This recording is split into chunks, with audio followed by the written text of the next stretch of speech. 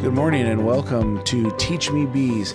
I'm Dave Wescott and this is Scott the Beekeeper. Hey, welcome in. Good morning. And today we are talking about honey production. What do you know about honey production? A little. A little? Not a ton. So if you are a honey production expert out there, come teach us a little bit to teach the audience. But I know a little bit about it. A couple episodes ago, we talked about honey extraction. So that's like the first step in honey production is you need to extract the honey. So go back and listen to that episode and hear a little bit of the insights of how that works. But honey production, it's the wide sale of honey. And so I know that there are some places in Washington State here that do that. A lot of local beekeepers, so like a backyard beekeeper will often do that maybe as a small like side hustle to recover some of like the financial investment that they've made in bees. People who are more dedicated like commercially, like we hope to become, their operation is much, much larger. And their prices are going to be a lot different too. Yeah, that's cool. You know what an interesting fact about bees is? It takes 12 bees their entire lifetime to make just 1 teaspoon of honey. Did you know that? I actually did not know that. Each trip that a bee takes out into the field or out into the wild to gather honey, they visit 50 to 100 flowers per trip. Is that amazing or what? That means... I'm not going to be able to do the math here on like a hive of 20,000 or 60,000 equals how much honey. They need a lot of flowers. But it's a lot of flowers, a lot of pollen, a lot of gathering. And you may or may not know this, but take out the winter, but from the spring, summer, fall, the average lifespan of a honeybee is about 45 days. I say take out the winter because in the winter they don't hibernate, but they stay in the hive. And so they shed the males. Yeah, the males are gone. The males all die. They go bye-bye. It's a depressing time of year we've talked for about this. The males. And, it's not something that you get over quickly. No, it's something that will be brought up. Has your wife ever made you sleep on the couch? Not yet. How long you been married? Not quite a year and a half. Coming up on a year and a half. So, and you haven't had to sleep on the couch yet. I'm on a good roll here. So you're not like the bee who's been kicked out of the hive. Not like the drones that have been kicked out. But in the winter, the bees, they don't really go out. They stay in. So those bees live longer and they have more, they just eat the honey and try and stay warm and protect the queen. And so those bees, they live longer, but most honeybees live about 45 days and they spend the first 3 weeks in the hive because that's where they grow up. So 21 days are gone. Pretty much. And so then the other 3-ish weeks of their life, they go out and collect pollen and come back. And this is an interesting question I have for you. Okay. We've got human years. We've got dog years. Yes. Do you know what bee years are? Depressing. That's what they are. They don't live very long. A year in a bee's life is 1 day. That's sad. So that's their midlife crisis is when they start leaving the hive then? But that's relative to time. Okay. Like you think about how time is relative to all of us, right? Like my dog Samson. And I'm going to tie this around to being on the couch in a minute. But my dog Samson is 8 years old. Okay? 8 years old is Samson. Now, in dog years, that means he's 56 years old. He's an old man, right? You can see it in his eyes. He's got little gray around there. He's tired. He likes to lay down all the time. All he wants to do is lay down and be petted. Whereas Dakota, she's my German Shepherd killer. She's like That's true. a year and a half. And, she's bouncing off the walls. And that's because she's 11 years old. Yeah. Now, you think about the bee. 1 day is 1 year for a bee. Basically, what you're saying is they die by the time they're 45. They don't have a good healthcare plan in place. That is not long. But to them, it's an entire life. It is. You know what I mean? Like, you're 26? 28, sorry. You look 26. I don't know if I like that Do or you not. still get carded when you buy beer? I do not. No. You know what's That's funny? why I don't shave this. I went to the beard store off. the other day, and I'm a non-drinker. I'm a non-drinker, but I was buying some beer for this event that I was at, and my duty was to pick up the beer.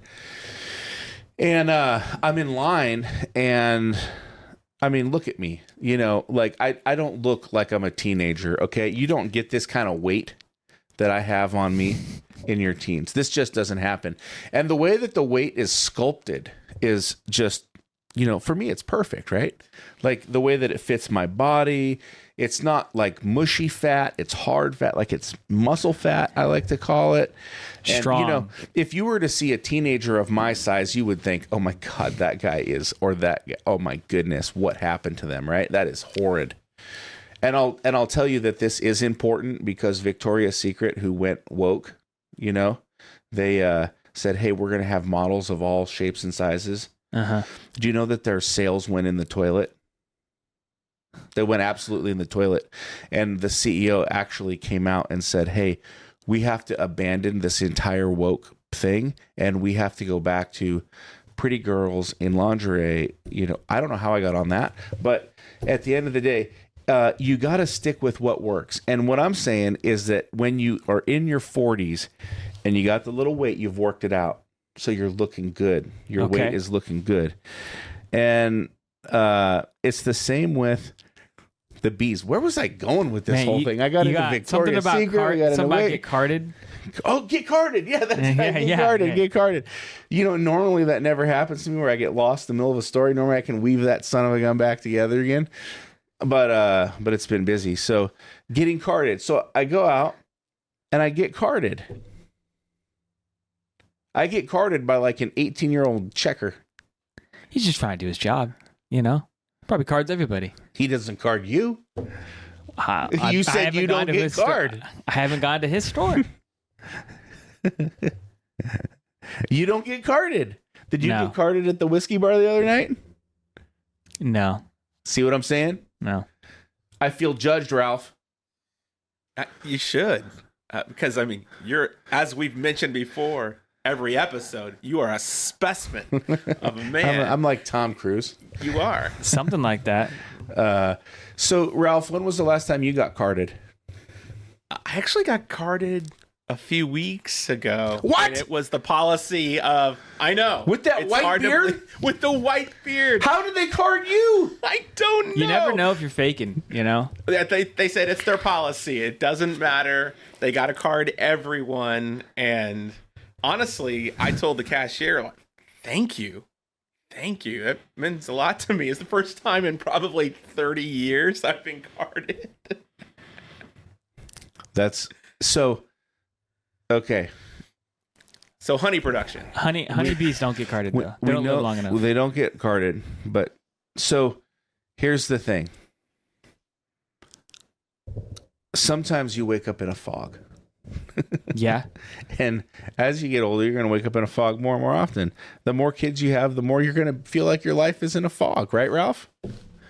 Amen, brother. Okay. Amen, brother. So we got a good there. So listen, 28. Thinking about having some baby bees. In the future. Thinking about having some. You know what's funny about this podcast? I actually watch the reruns and I laugh. I'm like actually sitting on the couch watching the rerun of the podcast. And I'm like, dude, that is so funny. I actually sit there laughing at the podcast. Oh, I'm sure people listening are laughing too. They're having a good time. That's, so here's the thing. You haven't been set to the couch yet. No. Ralph, have you ever spent some time on the couch? I have not spent time on the couch, but I have had the other side of the bed feel very, very cold. Okay. So Ralph hasn't spent some time on the couch. I'm going to be honest with you that, listen, I'm going to tell you this. The more kids that you have, sometimes you're going to long and wish for time on the couch. Do you want the couch? You actually desire the couch. now this is completely off topic, but do your kids ever get into the bed with you? Is that something you allowed? Are you kidding me? I don't know that you can't not allow it. I mean, like, because I feel like I don't want to do that. Well, I don't know that you necessarily have a choice in this matter, because there is things that happen that you don't have any control over. And it kind of goes like this. The bed is the honeycomb. You're staying in your honeycomb tonight. You're not leaving your comb. You are staying in your comb. We're going to fall asleep. Daddy, can you help me fall asleep? I need you just to help me fall asleep. Can you please help me? Will you lay with me for just 2 seconds? Will you read me one more story? Will you sing me one more song? Will you rub my back? Will you help me fall asleep? Okay, finally get to sleep. Bam, you're exhausted from putting them to sleep. It's like you worked an 8-hour day in a 30-minute shift, okay? Like getting the kids to bed is tough. So you get them to bed. They're in their own little beds. You're so happy about this. And then boom, 2:00 in the morning, it's like you're in the middle of a WWF match, and here comes little Johnny, and he's running in, and he comes flying in, elbows out, knees up, and he just jumps right in the middle of the bed. Boom! Wakes you up. You're in excruciating pain. Then you remember you have to pee, so then you get up, you rush to the bathroom as fast as you can. You go pee, you getting back in the bed, and he's laying sideways. He don't lay up and down. He lays sideways. So then you grab him and you move him back to his bed. Nope, that ain't happening. Where? The tears are coming. It's the middle of the night. Can you sing me a song? It's 1:30 in the morning. We aren't singing songs. This is happening. So then you're like, okay, I'm just going to bite the bullet. I'm going to wait for this little truck driver to fall asleep, and then I'm going to carry him into his bed. But what happens? You just went pee. Your bladder is now relaxed. Your back might still be killing you, but you throw on some icy hot. So you're doing all right. You drift back to sleep. And all of a sudden, you're asleep again. And he's doing pirouettes in the bed. Or he's doing somersaults. Or he's talking to himself. He's kicking you, pushing you off the bed. And what you find is that most of the time, you might have a king-size bed. You sleep on your side, crooked, on a little corner of the bed. Like, how does that 330-pound man fit on 1/8 of the bed, huddled on the corner, no blankets, freezing, and trying to wake up and go to work the next day? That is the life of a male when your kids are between the ages of 3 and 9 years old. So, did this happen recently? Recently? Are you kidding me right now? It's been happening for 8 years! Can confirm. It's been happening for 8 years! This is parenting. Anyone out there who's listening that's a parent, I'm sure you resonate. I have a destroyed sciatica. I'm in therapy. Anyone who's not, makes you pause a little bit, huh? I had to start beekeeping to reduce the stress. How's that going for you? Well, I've only been in the hives once. No, but seriously, that's the life of honeybee, a parent, and so like the bee, this is a long life, 45 days, 1 year a day. That's a long time. So I'm just saying we've covered a lot of topics today. We know that Ralph gets carded. I get carded. The 28-year-old beekeeper does not get carded. Maybe it's the beard. I don't know. He hasn't been sent to the couch yet. He will look forward to the couch in the future. When you have kids, they are going to do WWF-style wrestling moves in the middle of the night that are going to wake you up and make the middle of your night incredible adventure. We know that bees live for 45 days. We know that 12 bees in their entire lifetime will make 1 teaspoon of honey. We know that they travel, and each visit out of the hive, they're going to visit 50 to 100 flowers per trip. I'm going to tell you something else about the bees and the production. This is really important. The reason why our honey at Honey for Hope tastes so good is because we are out in the country. We really are surrounded by agriculture. That's right. And so the bees, the pollen that comes from these bees, basically what happens if you don't know how a bee produces honey is that a bee goes and it finds a flower, and it then pulls the nectar out of the flower, and then the nectar is turned to simple sugars. And what happens is the wing speed of the bee, as the bee flaps its wings in its hive, liquefies the simple sugars and turns them into honey through the form of evaporation. And so at the end of the day, that is what happens. So when the bee goes out, he makes his, that's how it comes back. Now, our honey tastes really good because, and people have said it's the best tasting honey they've ever had in their whole life. Now, this is true. I believe this. But part of the reason why this is so good is because of where we're at. Yeah. There's so many flowers. There's so many trees. There's so many there's so many things for the bees. We have to get nectar on. A nursery. We have a nursery right down the street. Yes. You know, like we do. And I think we've mentioned that bees will fly up to 5 miles from their hive. Typically, they'll stay within a range of 2, but they'll go up to 5.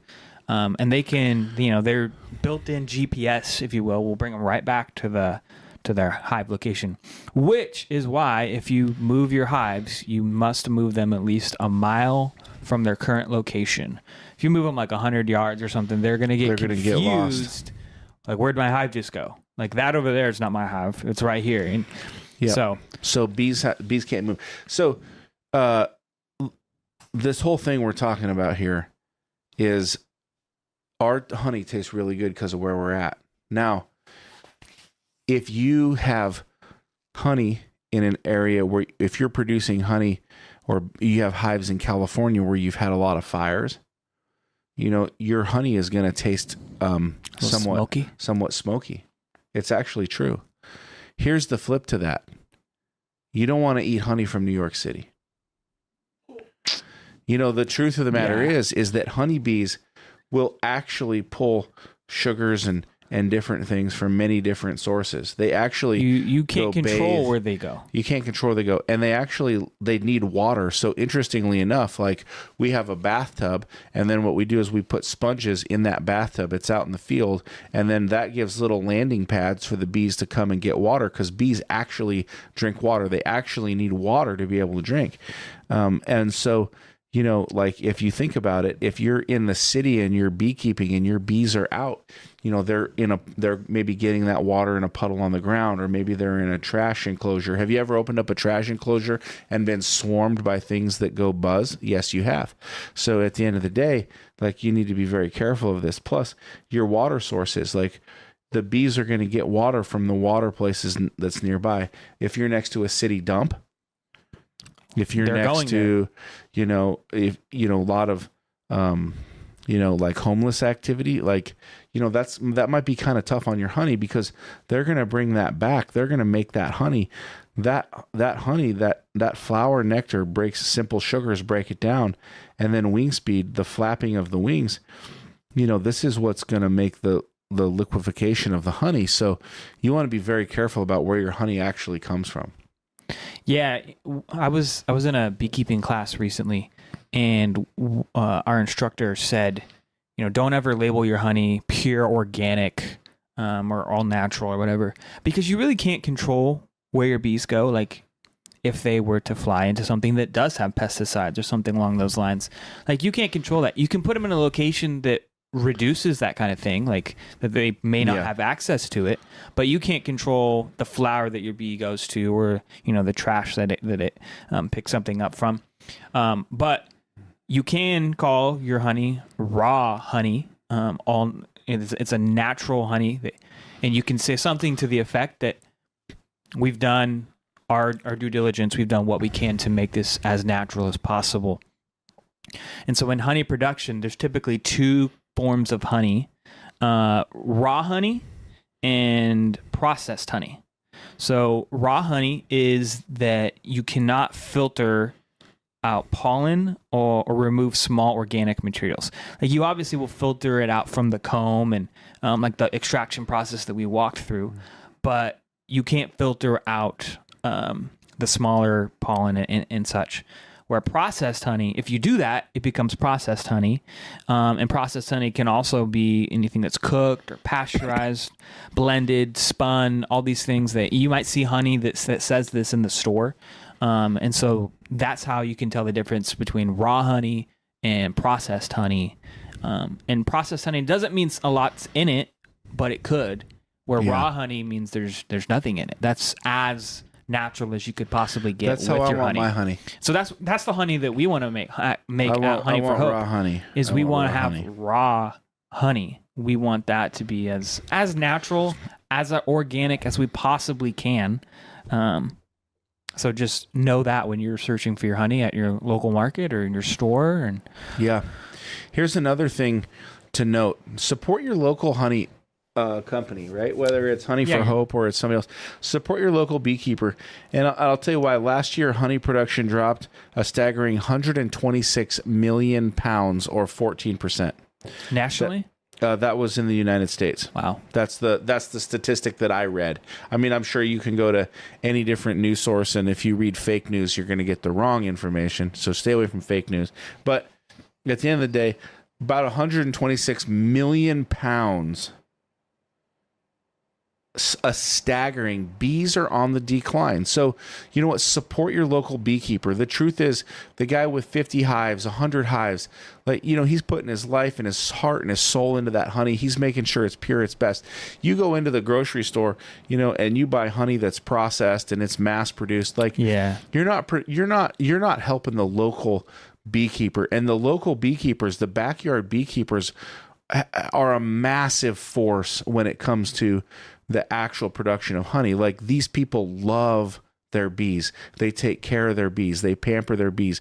So really work to focus and help them. And you know, it's interesting that you say that the life of a bee is 45 days, because in the hive, the process of making honey takes approximately 45 days, where each bee develops a specific function. In this way, through teamwork, the correct development of the process is guaranteed, and therefore creation of high quality honey. Interesting. So it's really interesting how it works. Like, every bee has their part in the creation of the honey. The bee lives 45 days. We're going to say basically he lives 45 bee years. That's a long day. That's a long day. I'm just going to say. It's 365 days in one. That's a lot. So time is so relevant, right? Time is so like, whether you're a dog, a human, think about God. Like, I love God. And he says a day is 1,000 years, a year is 1,000, whatever. A day is 1,000 years, a year is 1,000 days, right? So like, time is just kind of happening. Mm-hmm. Imagine if you were God and it was like, 1,000 years is a day is 1,000 years. I mean, that's. And then you're a honeybee, and one day is a year. Honeybee, and you're dead. I mean, you ain't making it that long. You didn't make it. So some other cool things to know, like the average hive is going to produce between, 30 and 60, pounds of honey per year. A great producing hive may produce up to 100. And if you're looking at costs, like, the average hive is going to produce between 300 and 600 in revenue per hive if you sell the honey. So that's about how you do that. But that 300 to 600 that you make on each hive, that doesn't nearly begin to cover the costs of, having the hive, feeding the hive, taking care of the hive, working in the hive, having the land for the hive, all of those things that come into it. So and another, support your local beekeeper. Sometimes local beekeepers, like I've done some price checking and things, and it's probably anywhere from like $12 or $13 to $20, maybe $25 for a pound of honey, depending on. Some of them are very specific in flavors. Like a lavender honey or a blackberry honey, but sometimes they're not. They're more generic. The reason why those are kind of expensive, maybe compared with the store, is one, it's more localized. But the containers, like the glass containers or the bottles and things, those cost a good chunk of change for the beekeeper to get. At a mass level, and then produce the honey, and so you're paying a little bit for the equipment and the process to do that, but you're if they're selling 100 bottles or 1,000 bottles compared to, Yeah. a massive commercial company, and we are ourselves a commercial company, but we're small. We're not going to have 10,000 hives anytime soon and just mass producing things. And so support the smaller businesses, the localized businesses, buy localized honey. I saw a stat earlier today that said from 2021 into 2022, honey production in Washington State decreased by 10%. Okay, so Washington did a little bit better than the national average. What was the national average? 14%. 14% reduction nationally, 10% here in Washington. 10% still seems like a pretty large number, and as we've been talking about, and if you get to know other beekeepers or companies, like the honeybee is on the decline nationally and even globally. We want to love the honeybee.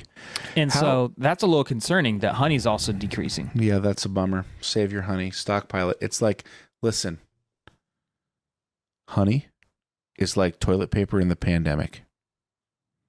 You just rush out and buy as much as you can. You're going to want it. We also sell it, honeyforhope.com. Come check us out, honeyforhope.org. .org. Honeyforhope.org. The .com just flows so naturally. I wish... Whoever owns that. God, that I used to have like 3,000 domain names. You just bought a bunch? Yeah, I did. And I let them expire over the years back in the late 90s. Anyways, that's another sad topic.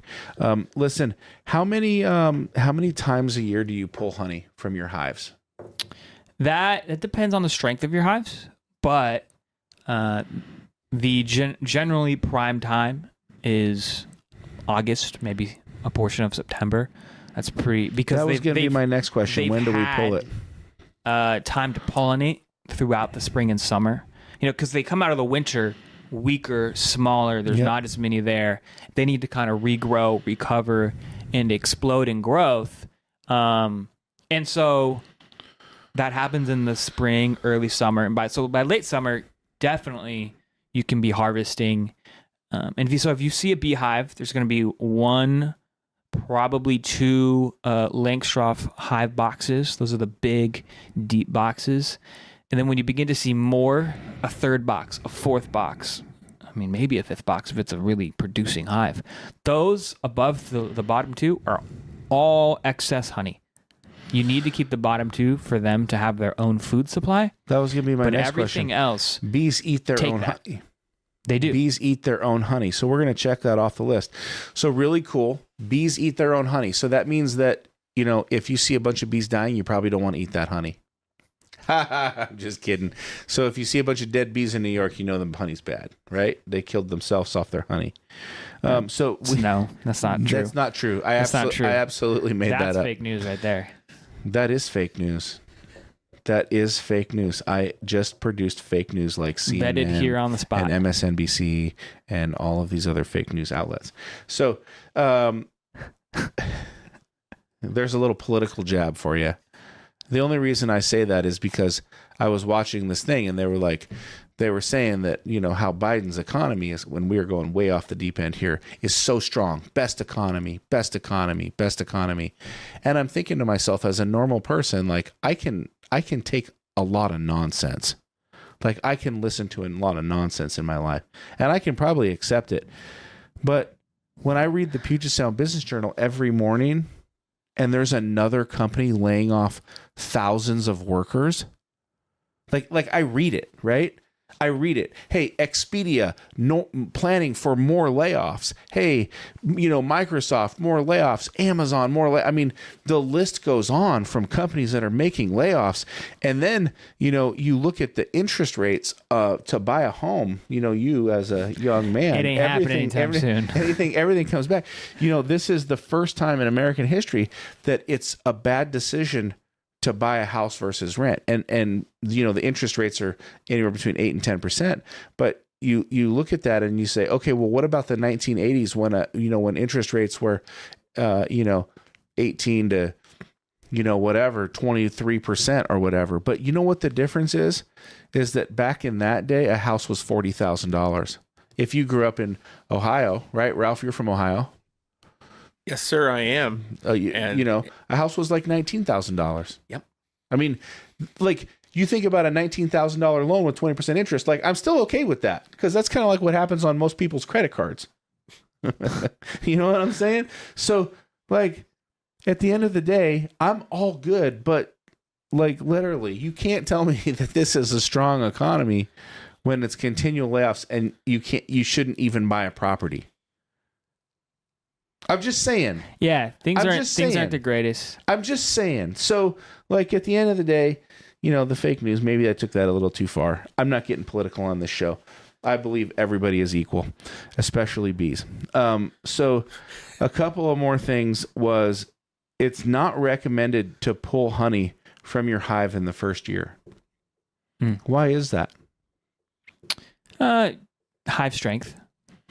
We want to have good hive strength. You want good hive strength. And I mean, it depends.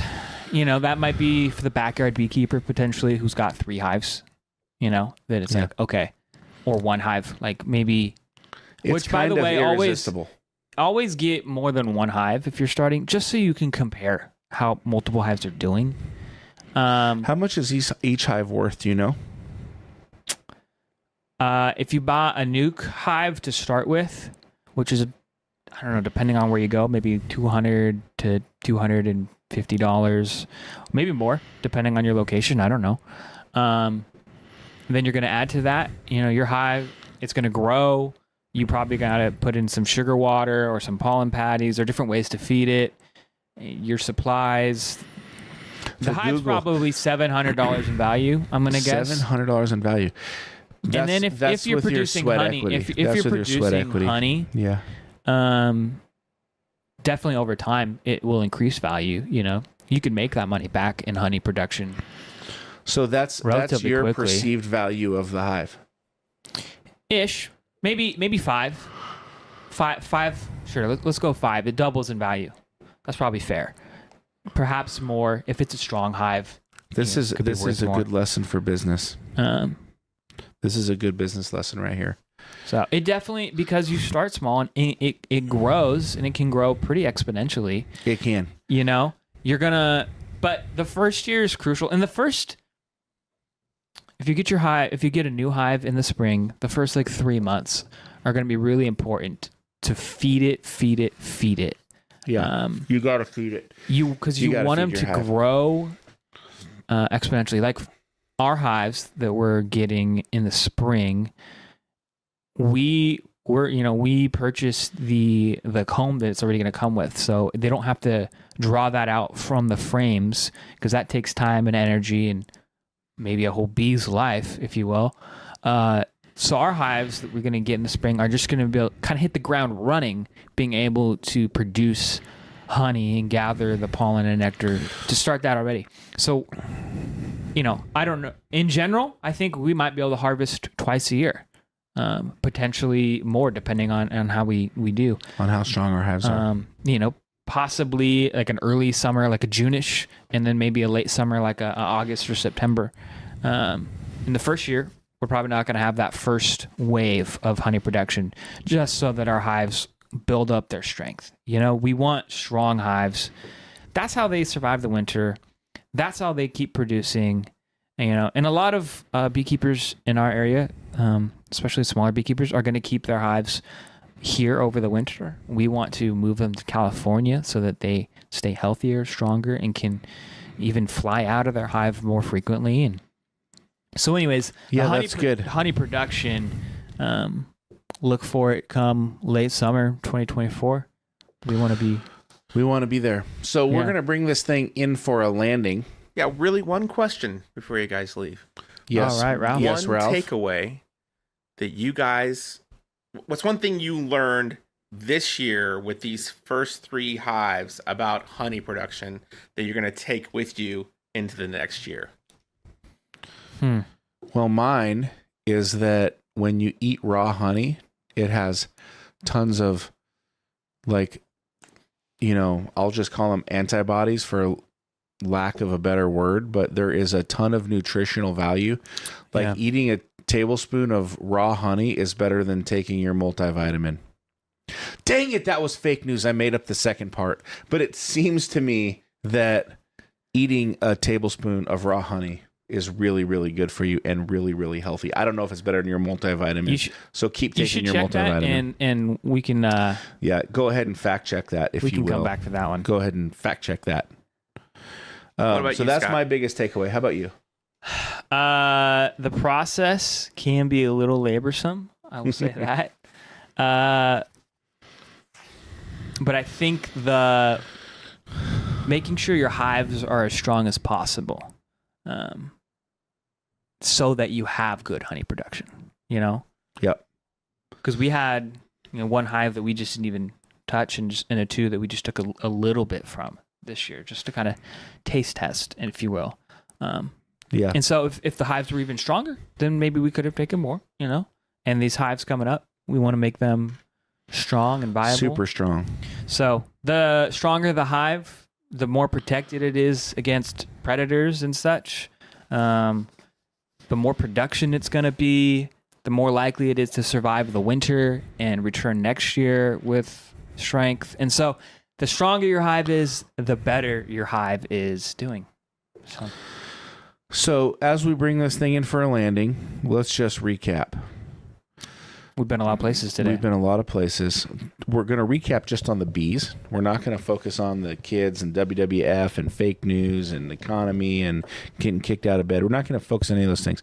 We're going to focus here on 12 bees in their life give their life to make 1 teaspoon of honey. So 12 bees through their life, they will make 1 teaspoon of honey. The average bee is going to visit 50 to 100 flowers on each trip in and out of the hive. A bee's lifespan is approximately 45 days.